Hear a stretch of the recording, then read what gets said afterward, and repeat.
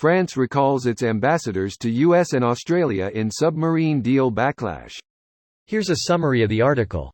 France on Friday said it was immediately recalling its ambassadors to the US and Australia for consultations after Australia struck a deal with the US and UK, which ended a $40 billion French-designed submarine deal.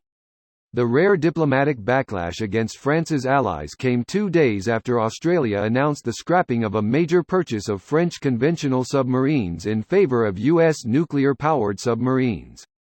Australia in 2016 had chosen France's naval group, partly owned by the state, to build 12 conventionally powered submarines, based on France's Barracuda nuclear-powered subs in development. US President Joe Biden, along with Australian Prime Minister Scott Morrison and British Prime Minister Boris Johnson, announced a new US security alliance between their countries that would develop an Australian nuclear-powered submarine fleet. A French diplomat told AFP on Friday that Macron received a letter from Australian PM Morrison on Wednesday morning announcing the decision to cancel the submarine deal. Paris had raised the issue of the Indo-Pacific strategy during the June 25 visit to Paris of U.S. Secretary of State Antony Blinken, expressing the importance of its submarine program with Australia, the diplomat said. The French diplomat said Australia never gave any indication to France before of its intention to scrap the submarine deal, including during a meeting between Macron and Morrison in Paris on June 15. This post received a score of 7,400, with an upvote ratio of 96%. Here are the top comments in response to this article. Why aren't they recalling the UK ambassadors? O approached the UK, not the US. Next door neighbours, and it's inconvenient because we need to continue arguing about Brexit. Pretty much.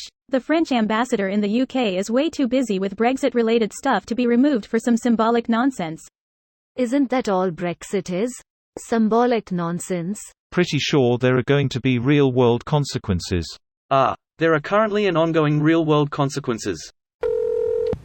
Sorry France, but FAUK-US didn't test well in marketing.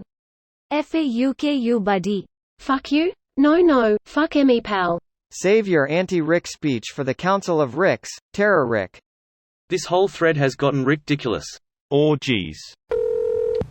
Since the re-establishment of a French Republic in the post-WW2 period, arms sales and military equipment has always been a huge sticking point between France and the US.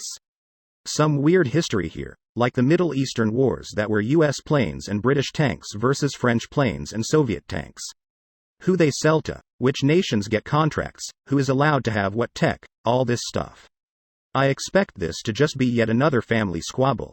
Maybe we'll reconcile with the trademark family activity of starting another dubiously legal police action, war. Why can I only listen to the article?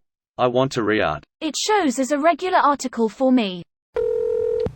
Next step. Recall the Statue of Liberty. Give me back your tired, your poor, your huddled masses. On an interesting note, the UK announced a major contract to start design work for its next-generation hunter-killer submarines today. Looking likely Oars is going to partner on this project with US help with reactors. That contract is way too far in the future for Australia's needs, as it's the replacement for the Astute, which is still being produced. The Australians will likely be buying their current based on the Astute design because it's already tested and can likely be fairly easily shared for manufacturing.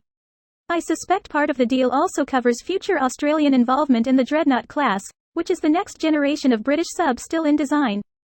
This deal seems to be dealing with two things: the immediate Australian need for better subs in the next couple of years, as well as a long-term strategy tied up with the US-UK to deal with China long-term. If nothing else, the deal with France was only really for the former, and it had gone over budget and way over time. There is no way the Australians are involved with the Dreadnought class. It would be a breach of NPT, as that is Britain's next-generation nuclear weapons platform. If Australia is involved in anything else, it will be the as yet unnamed and undesigned Astute replacement due in the 2050s. This video was automatically created by Reddit to speech. The article and comments in this video were selected from Reddit according to their upvotes, and any paraphrasing was performed by smmry.com, without any human intervention.